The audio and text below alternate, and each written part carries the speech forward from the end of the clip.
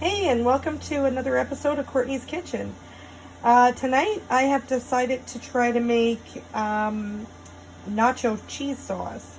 I got, a bit of a craving for mexi fries, and I thought, you know what, why not try to make it homemade? So I looked on Pinterest and I found this recipe.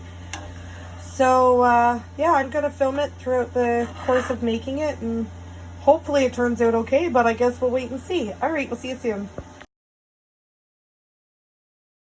Alright, so here we are. I've got the base of the cheese sauce cooking.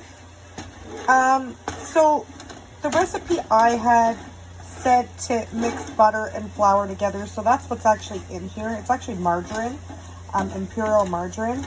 And so it didn't really say how much flour to use. It just said to make it so it's like this kind of thickness of sauce. So I think it's turned out okay. So I'm going to go ahead and add the cheese here in a second.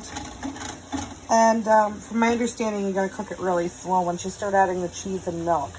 So I'm going to just do that quickly and I'll get back to you. This is too much cheese, too little cheese.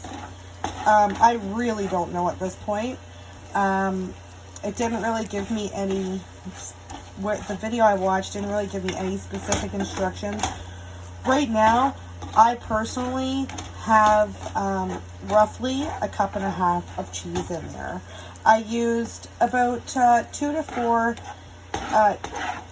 teaspoons of butter and a little bit of flour. So maybe a teaspoon of flour. I don't think I used any more than that. This is looking a little thick, so I'm just going to add a little more milk, just to kind of give it more of a saucy kind of texture to it. So you really need to just make sure you blend it in. So I guess that's the big thing here. So just as I'm blending it, it is kind of saucy. It's not really, it's kind of thick at this point, so I might have to add some more milk, or it's actually starting to loosen up a little bit. Because I added, it was quite a bit of butter and flour, I kind of figured. And after we get this done, our next step will be to add some cayenne pepper if you want it hot. And I don't really like it too hot, so I'm probably not going to add too much cayenne, but I kind of like it a little hot, so I'm going to try. But you can see how it's actually neat watching the cheese, and you can see the butter, it's kind of half separated, but that's probably also the oil and the cheese. They said to not use bag shredded cheese in the video I watched, because I guess they add something so it doesn't clump together. So they say that you don't want that because you want the cheese to clump together.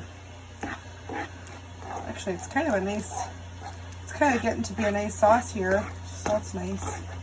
So I'm just going to put down the phone for a second and put some cayenne pepper in. I probably won't be putting much in, so I'm sure it's to your taste, whatever you prefer. So I'll be right back. All right, so here's my finished sauce. It's actually super nice. It's not too hot. I added pepper in, so the recipe calls for flour, butter as the base. You're supposed to mix that together first, and then you're supposed to add your cheese and milk. So that's what I did. After I added salt, as they suggested, and cayenne pepper. Sorry. So I did that, and it turned out to be pretty good, actually, and it's not too hot, but I didn't add too much cayenne, but I guess it's all up to you. My cheese seems to be a little greasy, and that could be just the type of cheese I decided to use, or it could be just the way it is, but no, I think it turned out really well. And once my fries are done here in the Actifry, we're going to put it all together, and you can see how exactly I made my mexi fries. So really excited. We'll talk to you soon. And there you have it, folks. There's homemade mexi fries. So it's looking really good, and we'll see you on another episode of Courtney's Kitchen. Thanks. Have a good night. Bye-bye.